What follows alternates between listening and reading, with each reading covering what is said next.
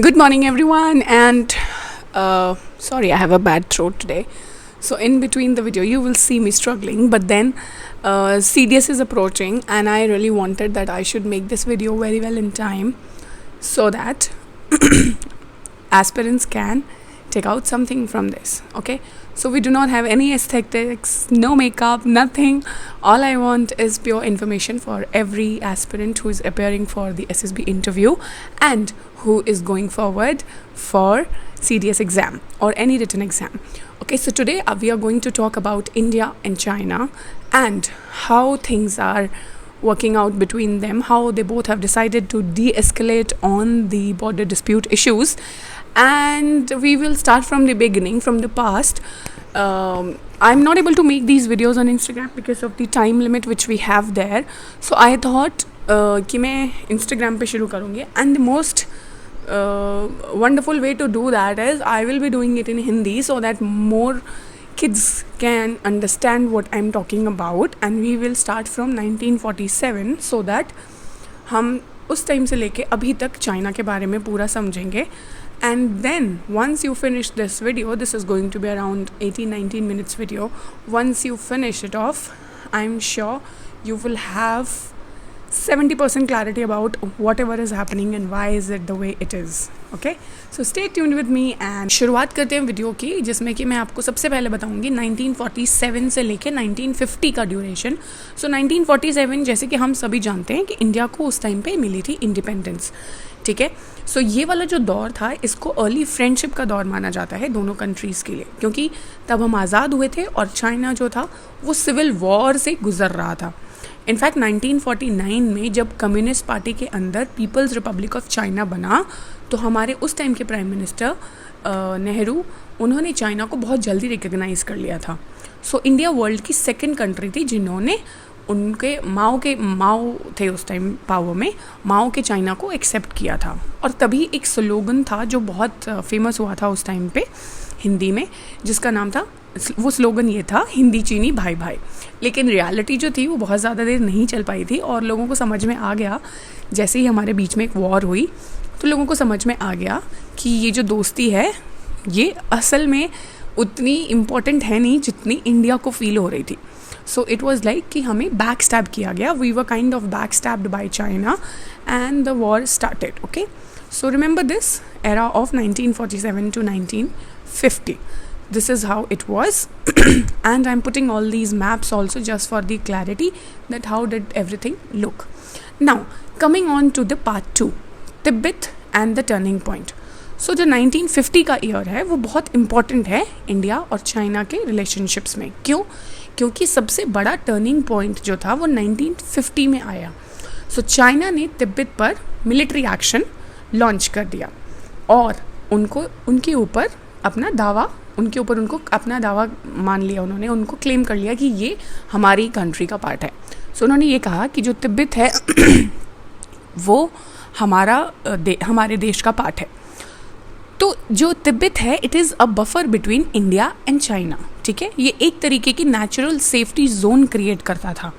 लेकिन तिब्बत को जब उन्होंने एनेक्स कर लिया, जब उन्होंने ले लिया, उसके बाद इंडिया और चाइना का बॉर्डर फेस टू फेस आ गया, बिल्कुल हम एक दूसरे के आसपास आ गए.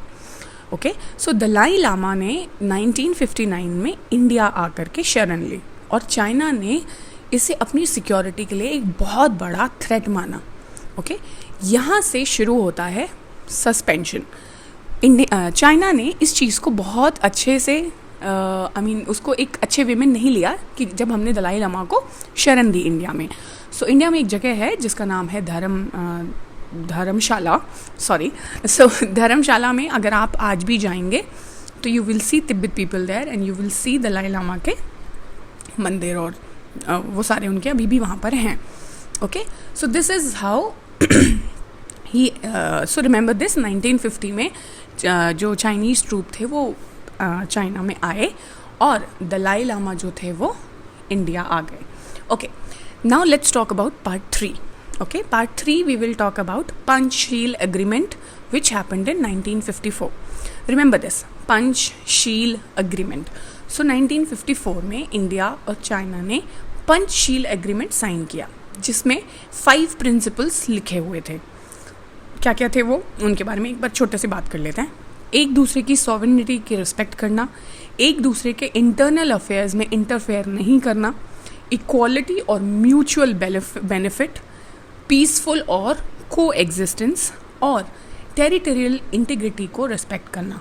सो इस समझौते को नेहरू ने पीस की गारंटी माना, लेकिन चाइना ने इसे ज़्यादा इम्पोर्टेंस नहीं दी। आगे चलकर ये सिर्फ एक सिंबॉलिक डॉक्यूमेंट बनकर रह गया, ठीक है। बट आज भी आप इंडियन हिस्ट्री में पढ़ेंगे जब भी, तो इसकी बात हमेशा होती है, एंड एज इंडियन नेशनल आपको इसके बारे में पता होना चाहिए, ठीक है। So again I am attaching the photographs of some agreement here which happened between Nehru and Zhou Enlai, okay. सो इन दोनों लोगों के बीच में हुआ था ये, okay. Before I go on part 4, I want to tell you something, that I do my own research, and it might not happen that everything is damn correct. Some points may be correct, or there might be something where I go a bit wrong. So in case that happens, you can put that in comment section, and you can educate me as well as others too. But I try my best to do this research and to tell you the best facts. Okay, let's move on to part 4. So 1959 में border dispute start हो गया, okay. 1959 में Aksai Chin, okay, look at that area in the map. Aksai Chin के area में clashes हुए। अक्साई चिन एक 37,000 square kilometre का desert plateau है जो इंडिया और लद्दाख के नॉर्थ में है, ओके। सो चाइना ने सीक्रेटली वहाँ पर अपना हाईवे बनाना शुरू कर दिया। तिब्बत का जिंगजियांग और जिंगजियांग जो रीजन है वो उसको इससे जोड़ता है, लेकिन इंडिया ने इसे अपोज किया। चाइना ने ये कह दिया कि ये उनका टेरिटरी है, they can do what ever they want. इसी साल कोंगा पास में फायरिंग हुई जिसमें कि इंडियन सोल्जर्स शहीद हुए, okay. So remember this is our part 4 where we are talking about Aksai Chin and the clashes which took part between India and China. Now let's come to part 5, one of the most important things in the history, the 1962 war. Okay, India ने कभी expect नहीं किया था कि China उनके ऊपर attack करेगा और उनसे वॉर करेगा, ओके। सो 1962 आया और हमें सबसे बड़ा शॉक लगा। सो अक्टूबर में चाइना ने लद्दाख और जो आज का अरुणाचल प्रदेश है दोनों जगह एक साथ अटैक कर दिया, ठीक है। सो इंडियन आर्मी जो थी वो इस वॉर के लिए काइंड ऑफ बहुत ज़्यादा प्रिपेयर्ड नहीं थी, क्योंकि हमने उनसे ये एक्सपेक्ट नहीं किया था कि after the agreement they will do this with us, okay. So सिर्फ 1 महीने में ये वॉर ख़त्म भी हो गया था। चाइना ने लद्दाख में अक्साई चिन को कैप्चर कर लिया, लेकिन जो अरुणाचल वाला हिस्सा था वो हमें वापस कर दिया, ओके। सो ये डिफीट जो थी इंडिया के लिए एक इमोशनल और पॉलिटिकल सेटबैक मानी गई थी, ठीक है। और ये जो हिंदी चीनी भाई भाई का जो हमारा सपना था ना, वो यहाँ पर आके चकनाचूर हो गया था। तब हमें समझ में आ गया कि जिसको हम अपना बहुत बड़ा दोस्त मान रहे हैं वैसा है नहीं, ठीक है। ज़रूरी नहीं है कि आप किसी पे ट्रस्ट कर रहे हो तो वो अगला बंदा उस ट्रस्ट के लायक भी है, okay. So remember this for part 5, the 1962 conflict and the war between India and China, okay. Now coming on to the part 6. So in 1967, now the era is 1967. So Nathula और चोला में clashes हुए बहुत सारे। So 1967 में फिर एक बार clashes हुए जो कि नाथुला और चोला, CHOLA, चोला पासेस, दोनों वर्ड अलग अलग लिखते हैं, ओके।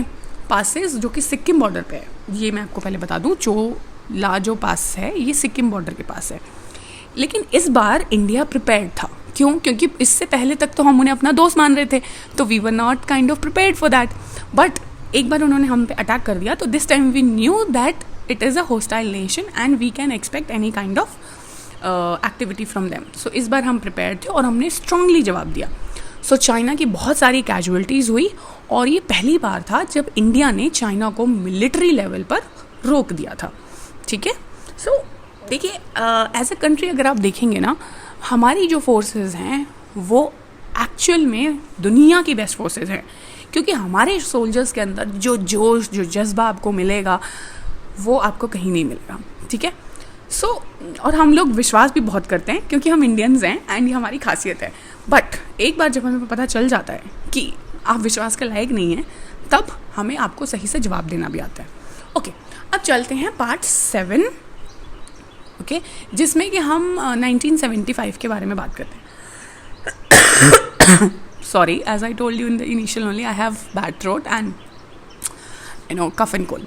So 1975 में अरुणाचल प्रदेश का तुलुंगला पास पर 4 इंडियन सोल्जर्स जो थे वो शहीद हो गए। ये ऑफिशियली लास्ट टाइम था जब दोनों तरफ से बुलेट्स चली थी। उसके बाद एक अनरिटन रूल बन गया कि गन्स यूज़ नहीं करेंगे, सिर्फ स्टिक्स या फिजिकल पुशबैक्स ही होंगे। सो ये आपको याद रखना पड़ेगा, 1975 इज़ द ईयर जब लास्ट बुलेट फायर हुई थी। Okay, now let's come to the part 8, normalization. 1980 से लेके 1990 के दशक की बात करेंगे यहाँ पे, ठीक है। सो 1988 में, ओके, 1988 में राजीव गांधी ने चाइना विजिट किया और वहाँ से हुई एक नई शुरुआत। सो 1993 और 1996 में इंडिया चाइना ने एक एग्रीमेंट साइन किए जिसमें हुआ था कि बॉर्डर्स पर पीस मेंटेन करना और लाइन ऑफ एक्चुअल कंट्रोल, जिसको हम LAC भी बोलते हैं, उसका रिस्पेक्ट करना है। ओके, लेकिन अब प्रॉब्लम ये थी कि LAC की जो एग्जैक्ट लाइन दोनों कंट्रीज़ के पास अलग अलग तरीके से मैप पर थी। तो अभी आप सोच के देखिए कि उनके पास अलग मैप है जिसको फॉलो कर रहे हैं और हमारे पास अलग मैप है जिसको वो फॉलो कर रहे हैं। सो यहाँ पे जो सिचुएशन होती है वो थोड़ी डिफ़िकल्ट हो जाती है, बिकॉज वो बोलेंगे कि हम वो फॉलो करेंगे जो हमारे पास है और हम बोलेंगे कि हम वो फॉलो करेंगे जो कि हमारे पास है।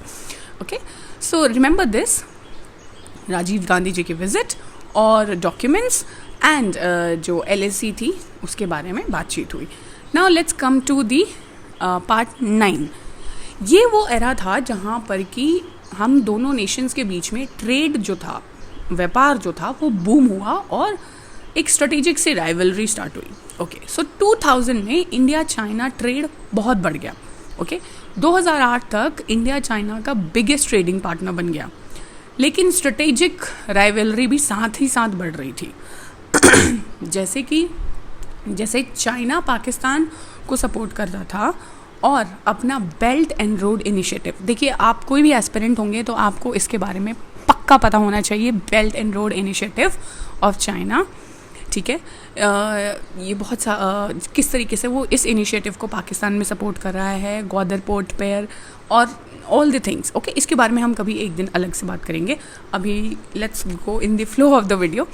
Okay, so China Pakistan economic corridor बोलते हैं, एक मेजर पार्ट है जो कि पाकिस्तान ऑक्यूपाइड कश्मीर से भी गुजर के जाता है और इंडिया इसलिए इसको काफ़ी अपोज करता है, ठीक है। So now here we should know about India China का ट्रेड ग्रोथ, CPEC जैसा कि मैंने आपको बताया, और ग्वादर पोर्ट। ये 3-4 चीज़ें इसके आसपास आपको सारी इन्फॉर्मेशन होनी चाहिए, बिकॉज कोई भी GD हुई, कोई भी लेक्चरेट हुआ, अगर आप इन सारी चीज़ों के बारे में बात करते हैं, इससे ये साबित होता है कि आप एक ऐसे व्यक्ति हैं जिसको पढ़ने में, जिसको चीज़ें जानने में इंटरेस्ट है।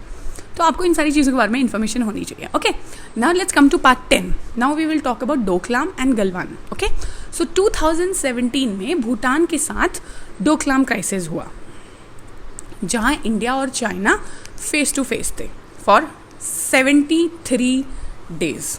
ओके, फिर सबसे बड़ा क्लैश हुआ गलवान वैली में, जहाँ 20 इंडियन सोल्जर्स शहीद हुए और चाइना के भी सोल्जर्स बहुत ज़्यादा मारे गए। ये एक इंसिडेंट था जिसने चाइना और इंडिया दोनों के रिलेशंस को काफ़ी ख़राब कर दिया और इसके बाद दोनों तरफ से हमारी तरफ से भी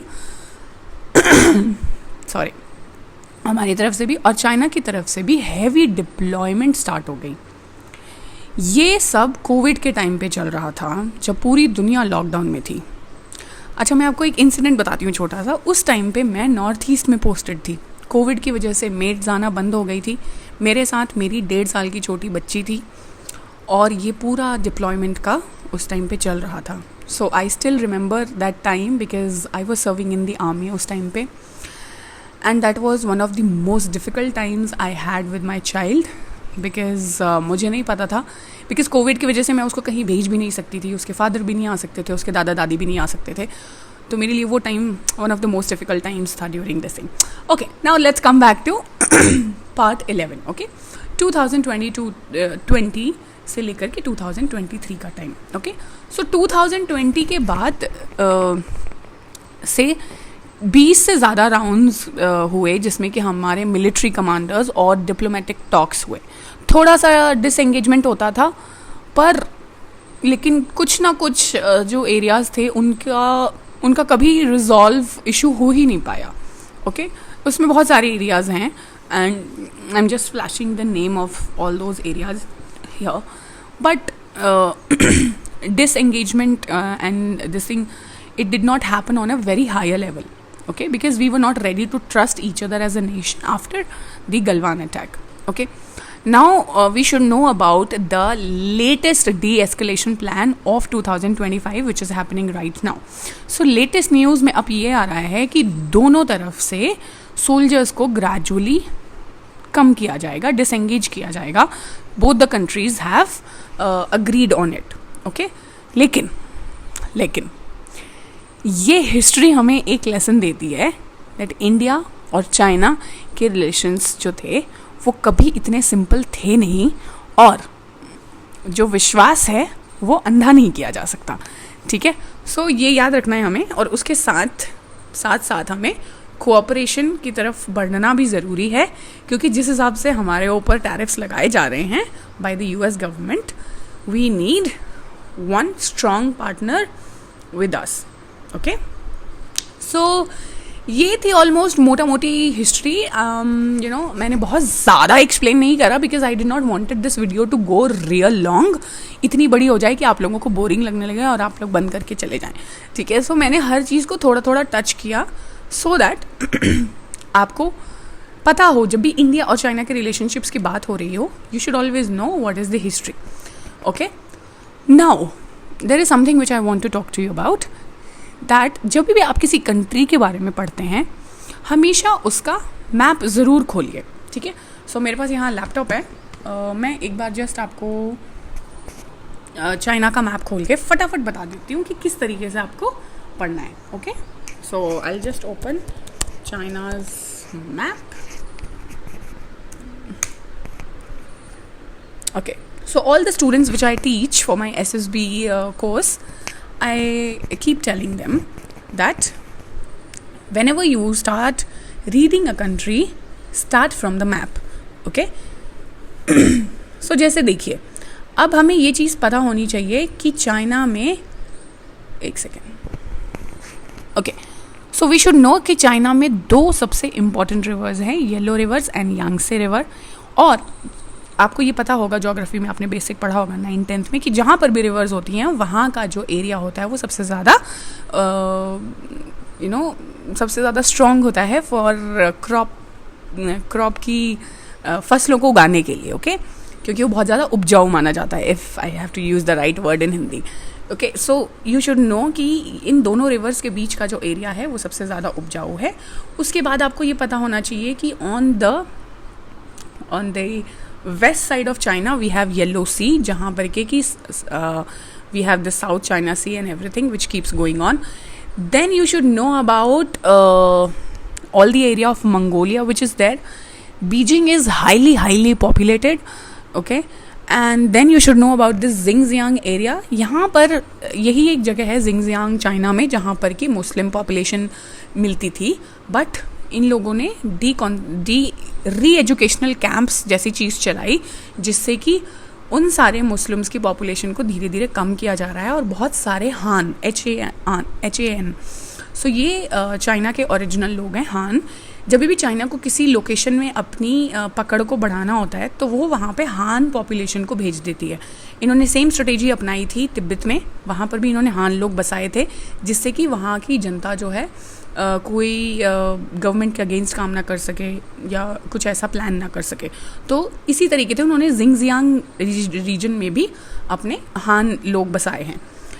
नीचे की तरफ आप अगर साउथ ऑफ चाइना देखेंगे तो वहाँ पे पड़ता है Tibet. Tibet is very very important because all the reverse start from Tibet. 10 नदियाँ निकलती हैं. अब आप सोच सकते हैं कि बिकॉज लोकेशन ऐसी है कि 10 रिवर्स निकलती हैं और वो सारे देशों में जाती हैं. इंडिया में जाती है, पाकिस्तान में जाती है, वियतनाम में जाती है, थाईलैंड में जाती है और कंबोडिया में जाती है, I think so. Okay, so basically all the rivers which are originating from China goes to so many countries.